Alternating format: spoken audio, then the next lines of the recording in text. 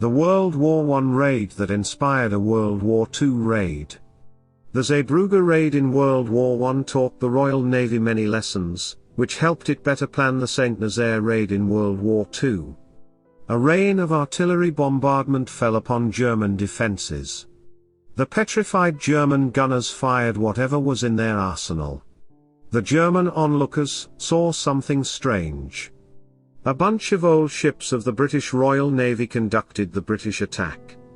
Why on earth does the Royal Navy send its worst ships against the best of Germany's world-class defences? World War I. World War I, or the Great War, was a result of the conflict that brewed between European nations in the 19th century. Many European countries were monarchs, and the internal tussle for dominance erupted into a full-scale war. The turning point was the assassination of Austrian Archduke Ferdinand by a nationalist fanatic. Imperial Germany and its supporters formed the Central Powers, while Britain and its supporters formed the Entente. World War I was indeed a world war that resulted in a conflict that dragged in most of the world's great powers. The Imperial German Navy posed a considerable threat on the supplies to Britain in the war. Germany had declared a blockade on Britain by a proposed blockade of its sea routes, especially the English Channel. Britain heavily relied on its colonies and the USA for its food supplies and raw materials for the war. German Navy and especially its U-boats, submarines, wreaked havoc on the ships hauling supplies to Britain.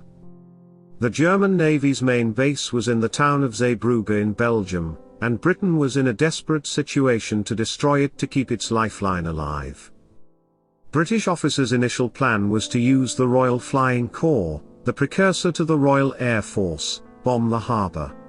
The plan was futile as the bombing by aircraft was not accurate, and the heavy German defences can shoot down the slow aircraft.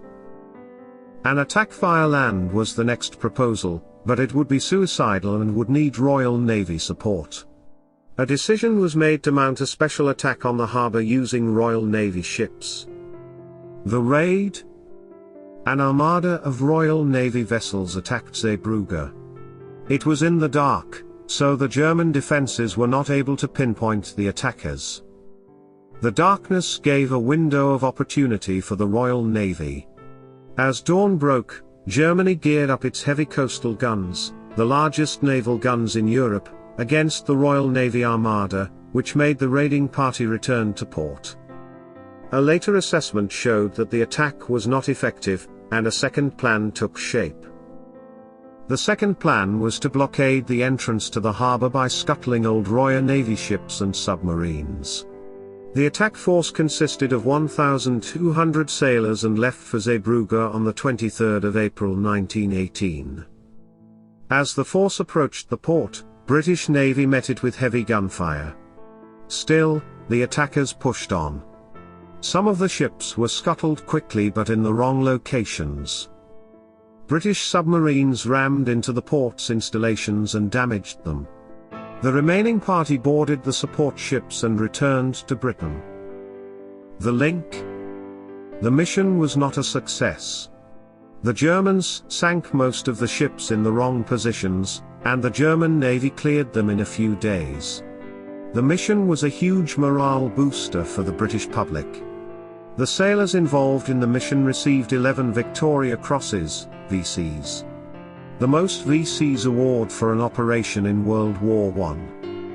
What the mission failed in World War I, it helped the Royal Navy in World War II. The lessons learned in the Zeebrugge Raid helped Royal Navy to better prepare for Operation Chariot, the St Nazaire Raid, which interesting was the mission which received most VCs in World War II.